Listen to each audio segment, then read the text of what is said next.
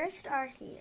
Here are the materials we need for this project. Cork, needle, and a magnet. All the water. And okay, and this is the compass.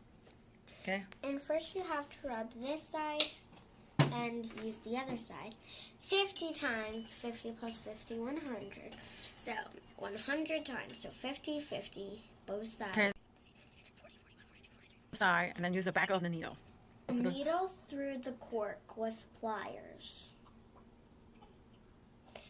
So you might want to hold it like this or this, so then when the needle comes through, it won't poke you. Like when it comes through, you go ouch.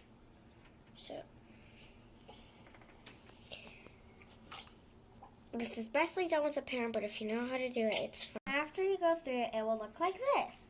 Ta-da! Put it in the water. Let's try putting it in the water and see what happens. The reaction.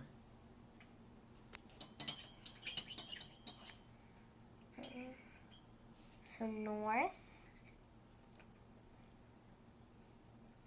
See?